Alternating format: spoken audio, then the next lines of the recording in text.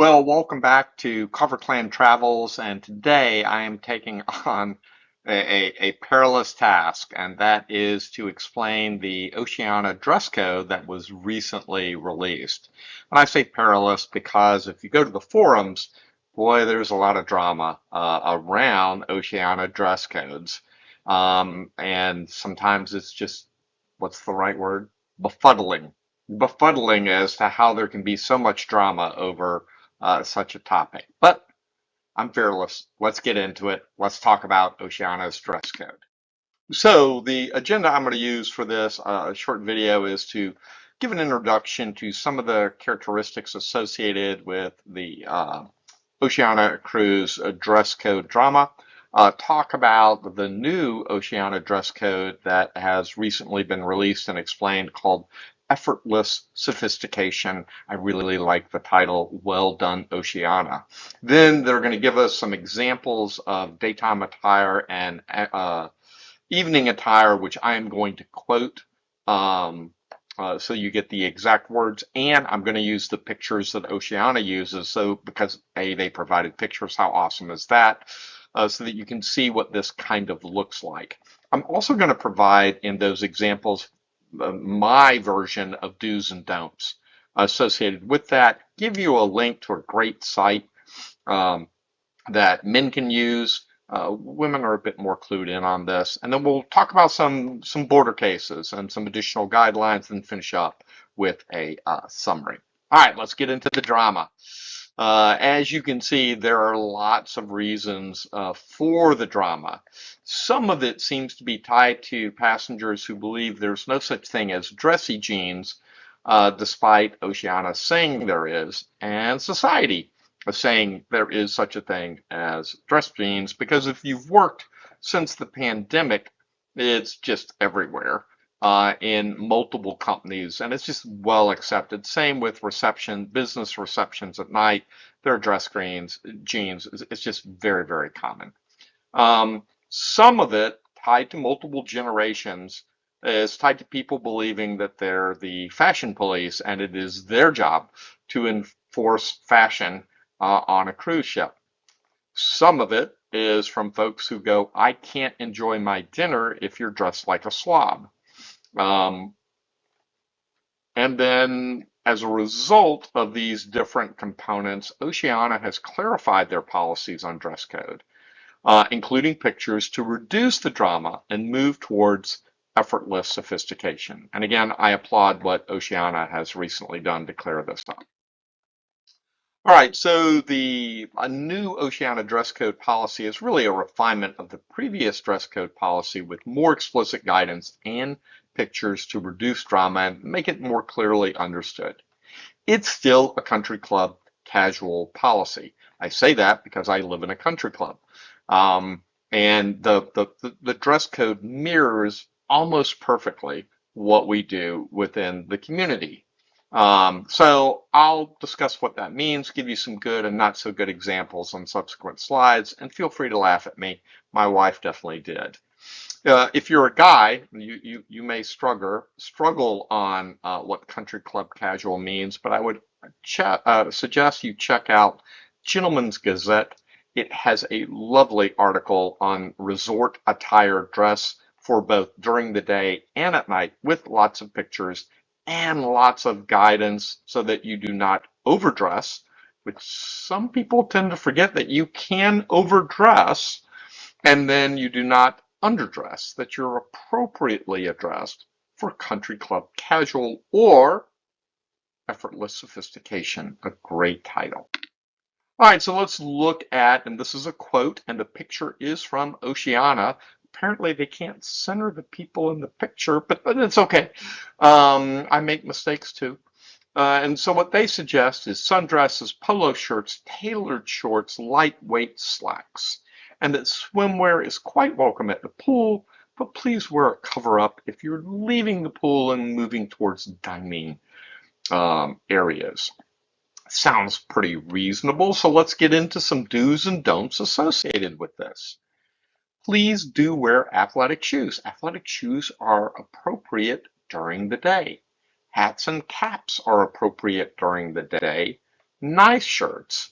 The fact that it has a collar doesn't make it nice, and the fact that it's uncollared doesn't make it not nice. So nice shirts that are collared or uncollared, nice shorts, and lightweight slacks. Swimwear is welcome at the pool, and swimwear is not so cool away from the pool. Now, some things you should not do. Do not saunter around en natural. Do not wear the robes and slippers that Oceania gives you. Um, by the way, sauntering around en natural is underdressing. Robes and slippers that Oceania gives you is underdressing. Academic regalia is overdressing. Yes, it was all the rage in the Middle Ages, but it's overdressing during the day. Some might say inappropriate. Tuxedos are overdressing. Swimwear away from the pool is underdressing. And instead, you want this effortless sophistication during your daytime attire, both on the ship and off the ship. And then for examples of nighttime attire, you have, again, the picture provided and the text which I'm providing by quoting it. Ladies, you may wear dresses and jumpsuits, elegant blouses with slacks or skirts, fashionable jeans, dressy sandals, pumps, fashion or dress sneakers. And then for gentlemen, collared shirts, knit tops, dressy polos, lightweight sweaters, tailored pants or dressy jeans, loafers, fashion dress shoes, or dress sneakers or dress shoes. Note that casual wear, such as shorts and t-shirts, is only permitted in the Terrace Cafe and Waves Grill. And it's not included up here, but they did include it in the guidance that athletic shoes are not appropriate outside of the Terrace Cafe, or not, it's not appropriate after 6 p.m. So again, these are examples of nighttime attire. So again, let's get in and look at this. So dressy greens, jeans, or nice slacks are appropriate. Nice collared shirt, either short sleeve or long sleeve, is appropriate. A coat is appropriate. A sweater is appropriate or not. Nice non-athletic shoes are appropriate. If they're dressy shoes that are athletic, that is allowed. Ties, bow ties, cufflinks. Sorry, you're overdressing. Faded, acid washed, torn, or distressed jeans. You're underdressing. Athletic shoes or flip-flops. Underdressing. Shorts or t-shirts, Terrace Cafe or Waves Grill. Again, the byline is effortless sophistication. And while I want to be clear, I'm fine with ties and bow ties and cufflinks. I wear them every day, but that's not effortless sophistication when you're on a cruise ship. I think that's the point that Oceania is trying to make. You're overdressing. Whereas a coat without a tie, without a bow tie, without a cufflink shirt, that's appropriate. That's fine. It's not mandatory, but it's appropriate. And so it's your call. All right, there's some additional thoughts here on things that are on the line and kind of straddle. Though two of the three things are on the line, and one thing is not on the line. So the thing that's on the line is there's some really dressy Hawaiian shirts, and there's some really not dressy Hawaiian shirts out there that both exist.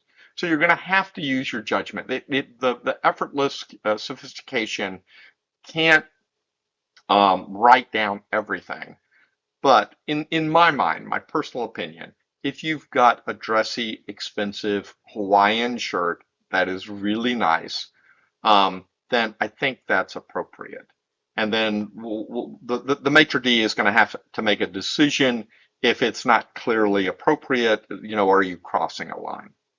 I think the second conversation is about people with medical conditions in their feet, and then what shoes can they wear or not wear that's appropriate.